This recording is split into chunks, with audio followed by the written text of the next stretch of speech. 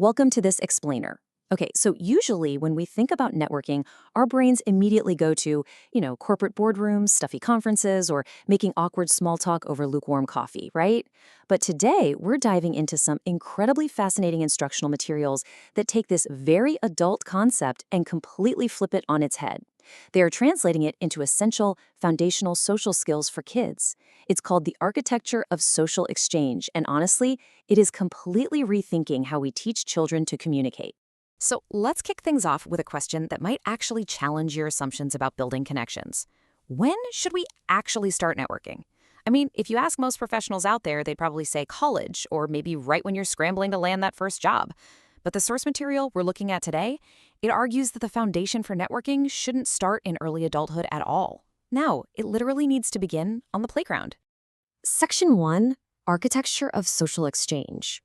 All right, so this curriculum grounds early interactions in this really big picture psychological concept called the architecture of social exchange. Basically, it treats every single conversation, every little passing interaction as a vital building block for a child's future. It's not just about teaching them to, say please and thank you. It is actively teaching them the process of building social connections and exchanging knowledge. And by doing this, they learn exactly how to access a much wider circle of support and information.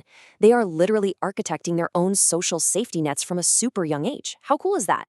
Moving on to Section 2, Learning from Diverse Perspectives.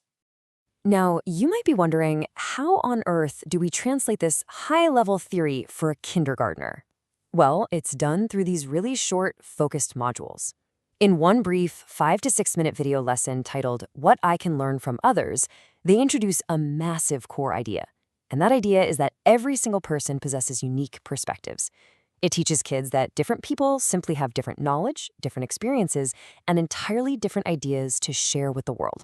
This is where the curriculum brilliantly shifts a child's mindset. It moves them away from relying solely on my knowledge, which is just their own limited individual experience, and pushes them toward this concept of shared knowledge. It teaches them that combining ideas is what actually leads to innovative problem solving. It shows them, hey, you don't have to have all the answers yourself. The people around you are incredibly valuable resources, and listening to them is exactly how you find new solutions. And to really solidify this, the lesson doesn't just stop when the video ends. The kids are prompted to dive into an activity where they reflect on and then share a valuable lesson they've recently learned from someone in their life, maybe a parent, a friend, or a teacher. This is definitely not just busy work. It's a highly targeted exercise to reinforce the absolute value of diverse insights. It makes that totally abstract concept of shared knowledge feel incredibly real and personal to them. Which brings us to Section 3, Growing Your Helper Circle. Okay, so another brief video lesson in this curriculum is called Growing My Helper Circle. And this part focuses heavily on teaching safe and friendly ways for kids to actually expand their connections. The specific example they use is making a new friend at the park, all while making sure a grown-up is nearby, of course.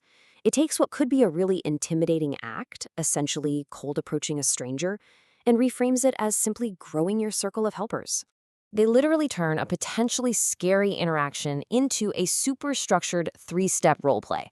It goes like this. Step 1, state your name. Step 2, share an interest. And step 3, ask a question about their interest. So like, hi, I'm Sarah. I'm interested in drawing. What do you like? Boom. It completely demystifies the whole idea of breaking the ice and gives these kids an immediate, repeatable framework they can use anywhere. And the creators of this curriculum, they are crystal clear about their intentions here. As the source material explicitly notes, mastering this polite introduction isn't just about good playground manners. Quote, learning how to introduce oneself politely is a basic and important networking skill for this age group. End quote. They are calling it exactly what it is. It is networking, literally stripped down to its most fundamental mechanics. Section 4, Building Early Social Capital. So by practicing these basic communication skills, kids are actually setting themselves up for something so much bigger. Building social capital. Now, social capital is basically the ability to access valuable resources, opportunities, and connections throughout your entire life. And when a child learns how to walk up to someone, politely introduce themselves, and actively listen, they are depositing early currency into a lifelong social bank account. It's brilliant. Just think about the outcomes here. Accessing valuable resources, discovering new opportunities, building strong connections, gaining diverse insights. It's honestly striking, isn't it? The exact same benefits that we adults eagerly chase on LinkedIn or at corporate mixers are the very ones kids unlock just by learning to grow their helper circles. The mechanics are exactly the same. Literally, only the context has changed. We tend to really overcomplicate networking as adults, don't we? But what if we just went back to the basics? As we wrap up this explainer, I want to leave you with this thought. How might adopting a simple, curious, three-step playground approach to connection totally transform your own adult interactions today?